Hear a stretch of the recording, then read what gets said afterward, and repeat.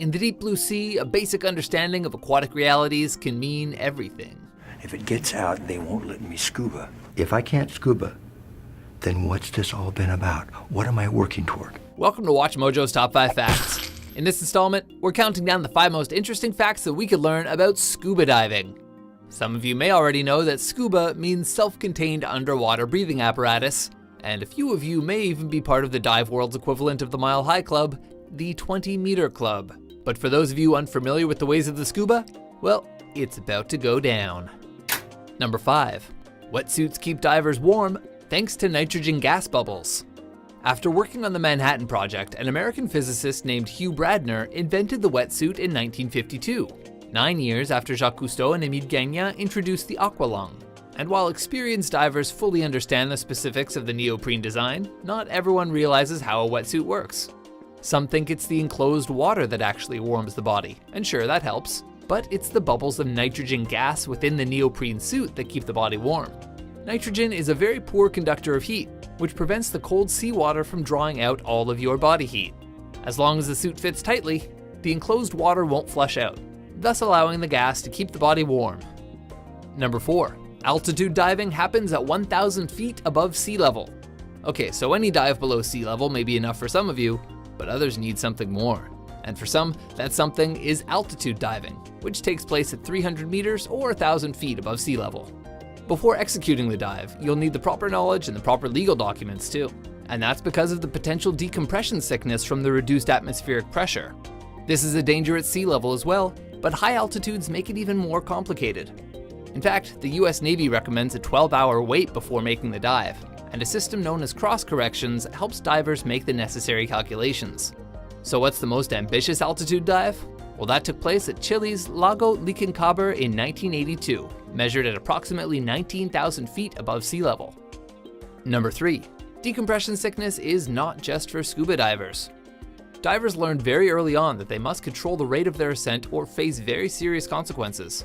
Decompression sickness, a horrible, debilitating illness caused by the formation of nitrogen in your tissues and bloodstream. Commonly referred to as DCS or simply the bends, the condition is also known as caisson disease, and the term inadvertently arose through American industrialism. In the 19th century, when feats of engineering had to be performed underwater, workers toiled away in the compressed atmospheres of caissons. Unfortunately, before 1841, nobody knew decompression sickness was a thing.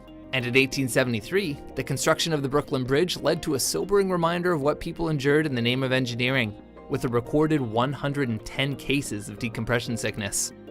Number 2. Deep diving gets you turned. I'm gonna ask the DJ to play Kokomo and get this place turned up. So we all know what a drunk person sounds like, right? Well, in scuba diving, somebody experiencing the raptures of the deep will act in the same bizarre manner. Do you know what I think this calls for, gentlemen? A hit of oxygen.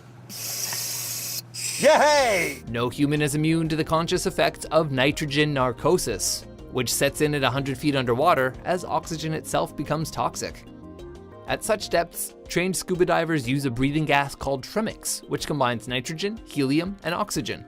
This is what helped a British diver, the late John Bennett, become the first scuba diver to ever dive 1,000 feet deep in 2001. Granted, at that depth, getting tipsy on some N is not as big of a problem as hypothermia. Number 1. Colors disappear underwater.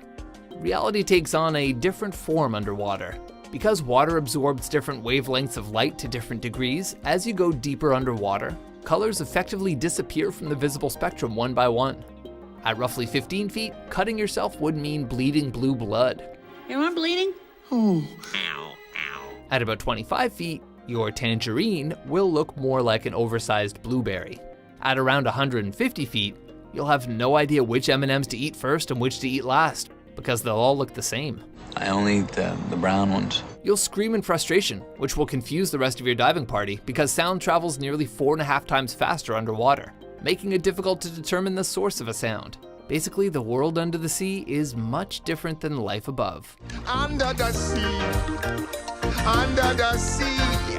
So, what fact about scuba diving surprises you the most? And where are my 20-meter club members at? For more crunk top 10s and leaky wetsuit top 5s, be sure to subscribe to WatchMojo.com. While the deep boating goes down, floating under the